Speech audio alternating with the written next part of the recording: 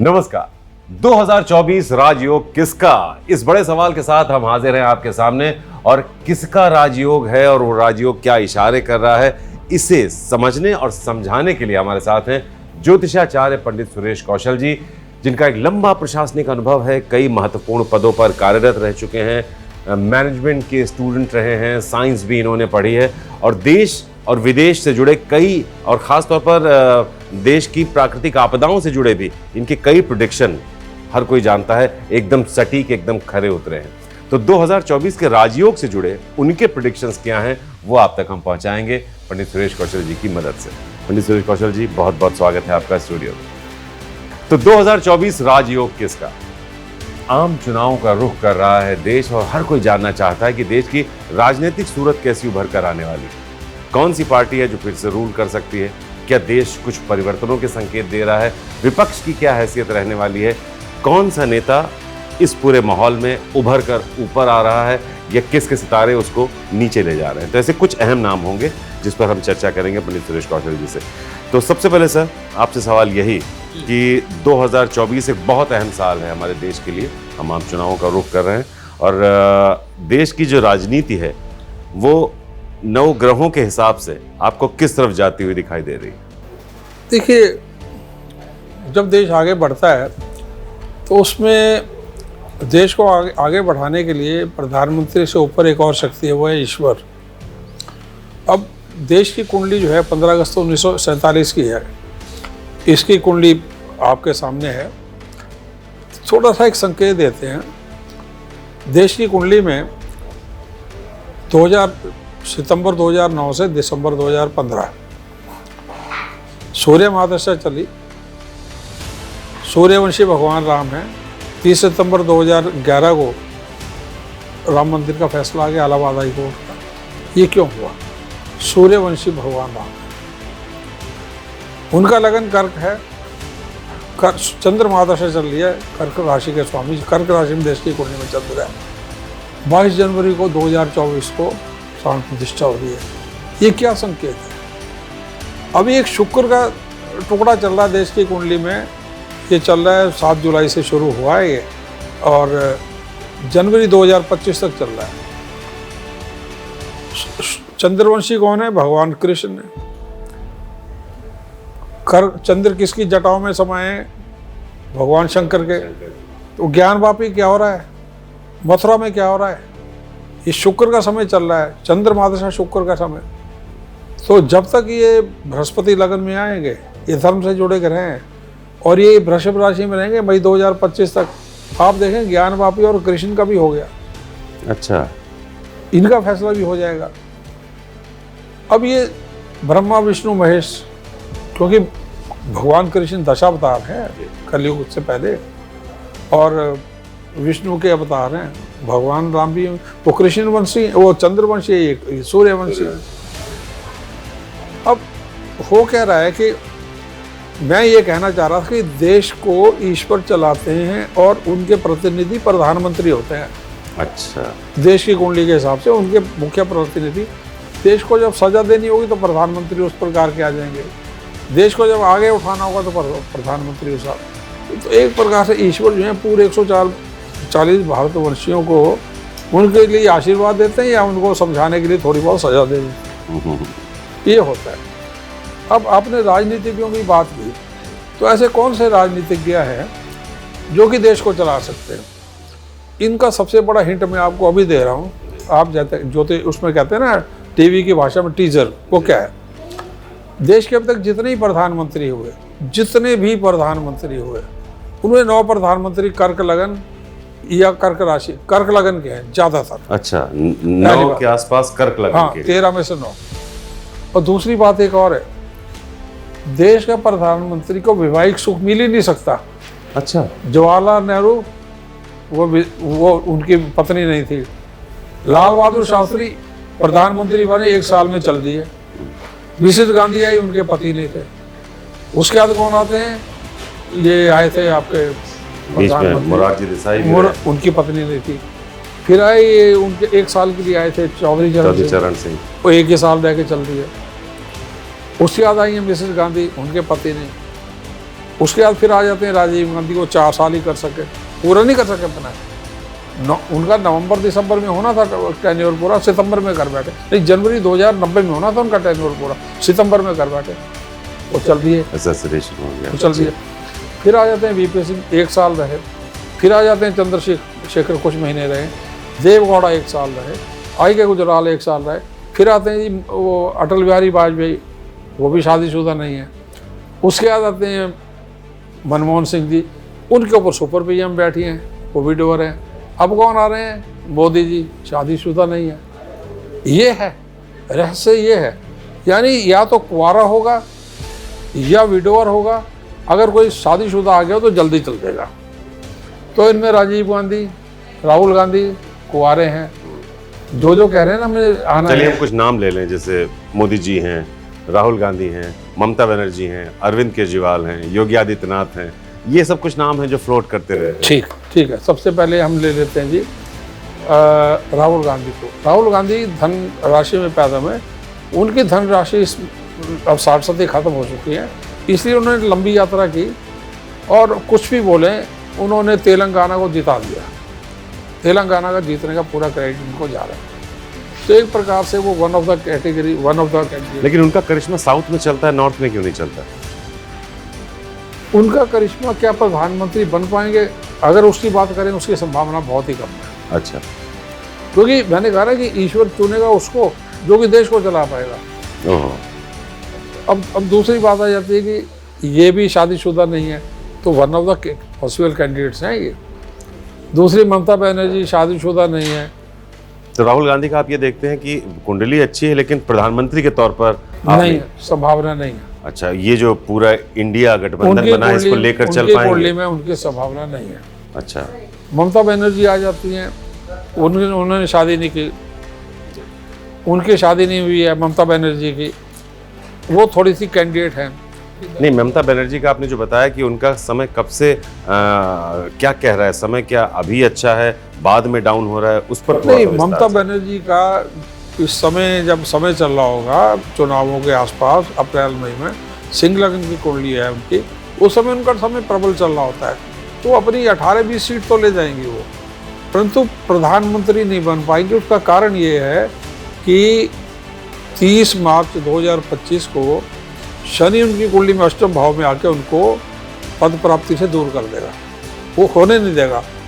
और उनकी जो बंगाल की जो सीएम की सीट है उसको भी खतरे में डाल सकता है। इसलिए अभी तो उनकी ग्रह स्थिति ठीक है, परंतु 30 मार्च 2025 के उपरांत वो निर्बल होने जा रही है, इसलिए उनकी संभावना कम है। अच्छा, अब हम आते हैं अरविंद केजरीवाल जी पर, तो उनके लिए क्या कहते हैं पंडित जी? देखिए, अरविंद केजरीवाल नेशनल फिनोमेना इसलिए बन रहे हैं क्योंकि उनका लगन और देश का लगन एक ही है, बृहस्पति लगन दोनों का है। उन्होंने जब ये टेक ओवर किया था तो अपना डेट ऑफ बर्थ बोला था कि अब ये जन्माष्टमी की मध्य रात्रि थी, तो 17 अगस्त 1968 है उनका जन्म।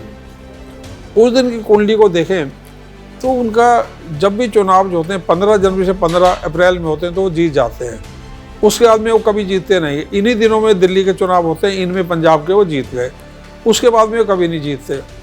तो उनकी कुंडली में ध्यान से हम दृष्टि डालेंगे तो उनका 7.5 शुरू हो रही है 30 मार्च 2025 से, जो 2032 तक चलेगी। तो उनका समय जो है अगस्त 2026 के उपरांत बहुत अच्छा नहीं है। स्वास्थ्य बोलें, अन्य कारण बोलें, अरविंद केजरीवाल का समय राजनीति में बहुत निर्बल है अगस्त 2026 के उपरांत। तो सबसे प्रबल जो है फिर एक और बच जाते हैं जिन्होंने विवाह नहीं किया, वो है योगी जी, विवाहित नहीं है।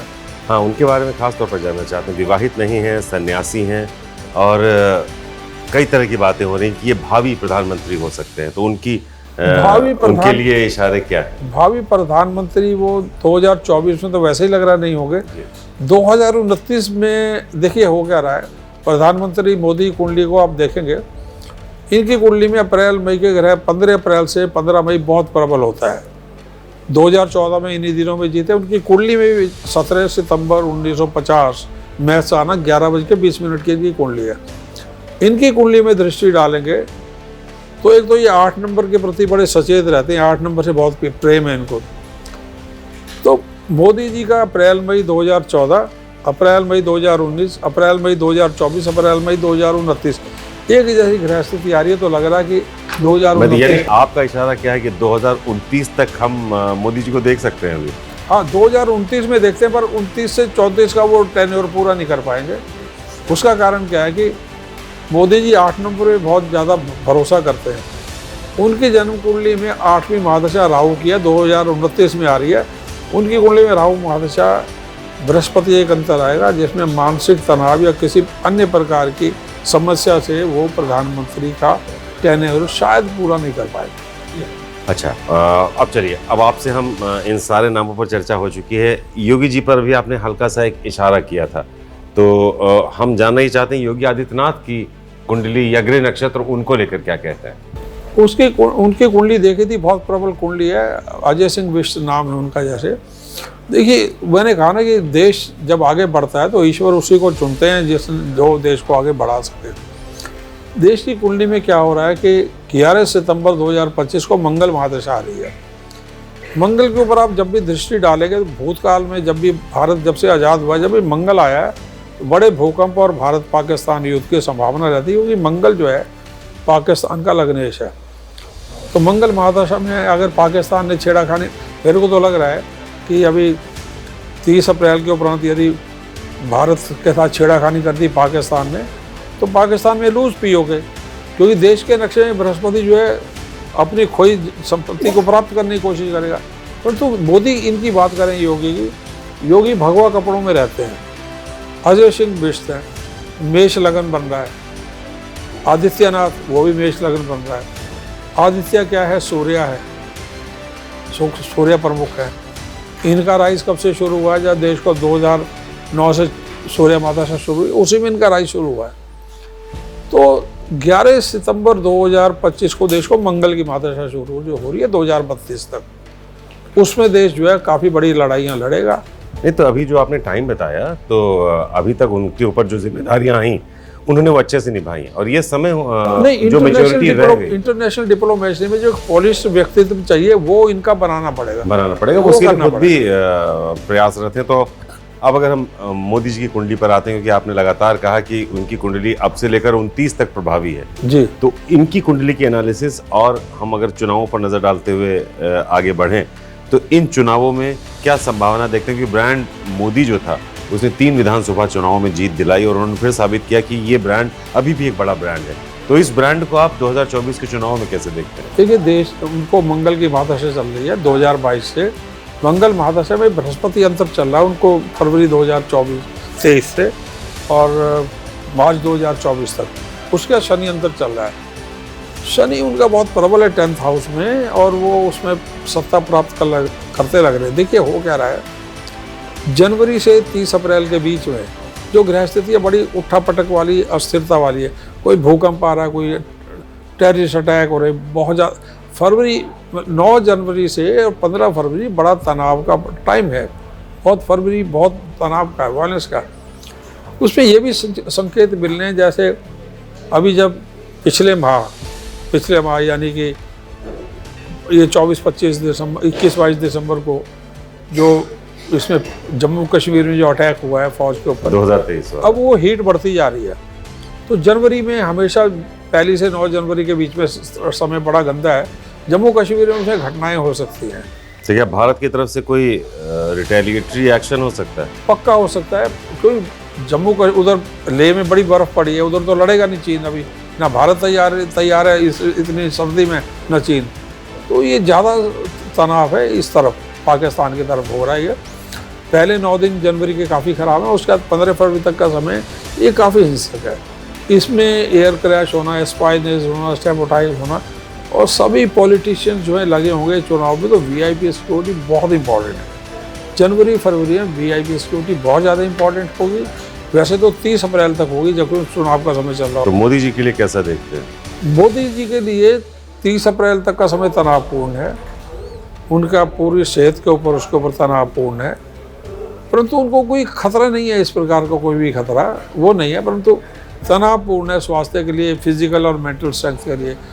जैसे ही बृहस्पति 30 अप्रैल को राशि बदलता है, यद्यपि बृहस्पति अस्त होगा, तनाव में होगा, फिर भी उनकी कुंडली में लगन से सप्तम आ रहे हैं, राशि सप्तम आ रहे हैं, सूर्य इत्यादि पर उनकी दृष्टि पड़ रही है, वो पूर्ण रूप से प्रधानमंत्री के रोल में आते लग रहे हैं।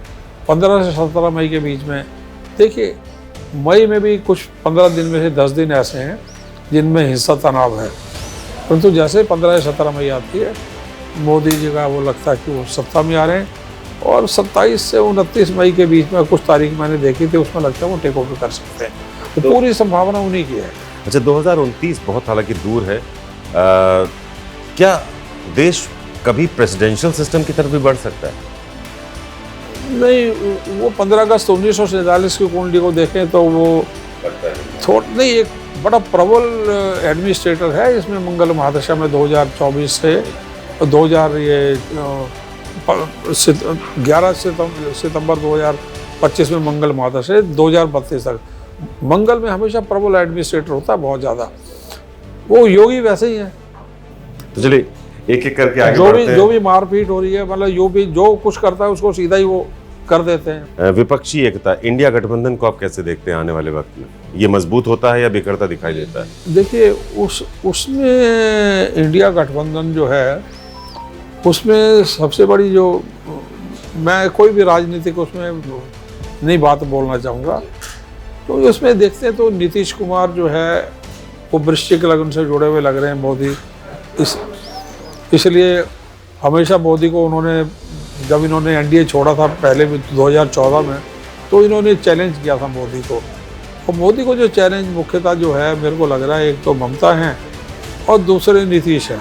अब आखिर में एक बार फिर से बात कर लेते हैं योगी आदित्यनाथ के बारे में। आपने बताया कि उनका नाम भी आदित्य है और सूर्य का भी प्रभाव है, तो उनका भविष्य आप कैसा देखते हैं? देखिए, वो ना बड़े, उनके बारे में कहा ही जाता है कि वो दिल से बहुत फैसले लेते हैं। अभी भी नहीं, बहुत डिसाइसिव है वो, बहुत डिसाइसिव है वो। देखिए, जो उनके जो IAS ऑफिसर जो उनको असिस्ट कर रहे हैं, वो सारे बहुत ही अग्रेसिव टीम है उनके पास में। जैसे वो दुर्गा शंकर मिश्रा हैं, वो यहीं से अर्बन डेवलपमेंट मिनिस्ट्री से गए थे, बड़ा ब्रिलियंट IAS ऑफिसर हैं। और यूपी में कई परिवर्तन हुए हैं, मतलब यूपी की सूरत बदल गई है। यूपी के कई शांति व्यवस्था की बात करें, हम सड़कों की बात करें, राष्ट्रीय स्तर पर तो उनका उद्योगों की बात नहीं करें, राष्ट्रीय स्तर पर उनका मुकाबला नहीं है।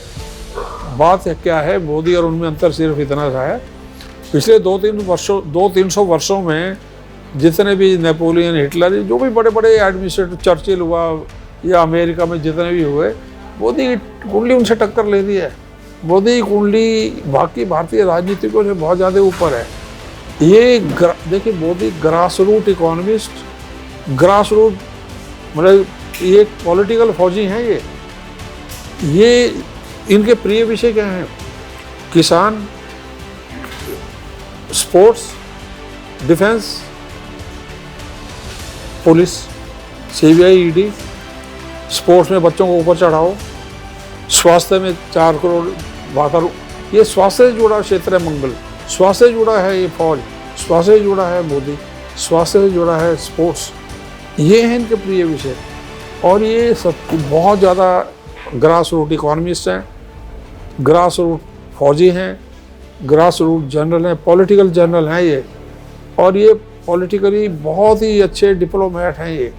जी, तो योगी जी की तो चलिए बात हो गई, मतलब इनमें आप एक कुशल राजनीतिक की क्षमता देखते हैं इनकी कुंडली के हिसाब से। मोदी का जो प्लस पॉइंट है, उनका जो इंटरनेशनल रेपो है ना, बाकी जैसे बाइडन हो या मैक्रोन आ रहे हैं, या ये नंबर 1 पे क्यों चल रहे हैं इंटरनेशनली, ये कारण है क्योंकि इनकी पूरी कुंडली में देखें, ये वंडरफुल हॉरोस्कोप, एक ना डिवाइन हॉरोस्कोप है मोदी का। वो ना उनसे सबसे खतरनाक एक ही चीज़ है, उनसे दुश्मनी जिसकी हो गई वो गया। वो सूर्य उनसे नहीं, आप वो नहीं कर सकते, वो कोई भी हो। तो अगला नाम जो भी आएगा, हम मान कर ये चलें कि उनके आशीर्वाद या उनके सहमति से ही होगा, जैसा आप। मोदी को चला रहा है देश, ईश्वर। क्योंकि एक राष्ट्र जब भी आगे बढ़ता है तो उसे एक ऐसा व्यक्ति सामने लाना पड़ता है जो कि देश को आगे बढ़ा सके। अगर देश को जब सजा देनी होती है ना, अब जैसे अफगानिस्तान को दे रहा है या पाकिस्तान को हो रहा है, पाकिस्तान की कुंडली में एक गंदी शुक्र महादशा चल रही है 20 साल के, 2007 से 27 बर्बाद हो गया पाकिस्तान आर्थिक रूप से। अच्छा, कभी अमित शाह जी का अध्ययन किया? क्योंकि बहुत लोग उनको भी भावी प्रधानमंत्री के तौर पर, मैं तो जैसे उनको लोकसभा में बोलते हुए सुनता हूँ, बहुत ब्रिलियंट इंसान बहुत है, प्रभावी उनका रहता है। छः पूरे कॉन्स्टिट्यूशन को जो बंदा आधे घंटे में इतना प्यार से एक्सप्लेन कर दे, मेंटली तो भाई अब सबसे ऊपर है वो। लेकिन वही समस्या आ रही है, मैरिड प्राइम मिनिस्टर, मैरिड, और उस समय लाइन में और कौन है? योगी। क्या अभी मैं ये नहीं कह रहा हूँ कि हमेशा ही जो है कि विवाहित प्राइम मिनिस्टर नहीं आएगा, कई आए, ये थे नहीं, ये थे मनमोहन सिंह जी थे, पर उनके ऊपर सुपर पीएम बैठे हुए थे ना। He was not a full time prime minister. अच्छा, फुल टाइम सोनिया गांधी उनके सर पे थी ना, वो थी सुपर पीएम। तो इसलिए इनके सर पे बैठे मोदी। तो मोदी के बाद आप किसकी कुंडली को सबसे प्रभावशाली देखते हैं देश के लिए? योगी अगला भी जीतेंगे, और धीरे धीरे अगर इतने परिपक्व होते चले जाते हैं और इंटरनेशनल डिप्लोमेसी में अपने पैर जमाने शुरू कर लेते हैं, फिर योगी आएंगे। और मंगल महादशा जो आ रही है 11 जुलाई 2025 से 32, और वही भगवा उसका रंग भगवा है, भगवा रंग इनका भी वही है। चलिए साहब, ये तो कोशिश थी हमारी 2024 को समझने की, और 2024 से आगे क्या इशारे मिलने वाले हैं राजनीति को लेकर, देश के राजनीतिक परिदृश्य को लेकर, उस पर हमने चर्चा की ज्योतिषाचार्य पंडित सुरेश कौशल जी से। हमें उम्मीद है कि आपको इसमें आनंद आया होगा, और ये सब कुछ ज्योतिष के जरिए हमने समझने की कोशिश की है। तो फिलहाल आप सबका नया साल बहुत शुभ हो, देश खूब तरक्की करे, आप खूब तरक्की करें, ये हमारी शुभकामनाएं रहेंगी। ज्योतिषाचार्य जी, आपका बहुत बहुत धन्यवाद कि आप आए और आपने इतनी अहम बातें हमारे साथ शेयर की। सभी दर्शकों को 2024 का नववर्ष की शुभकामनाएं। धन्यवाद साहब, बने रहिए हमारे साथ, खबरों का सिलसिला लगातार जारी रहेगा। नमस्कार।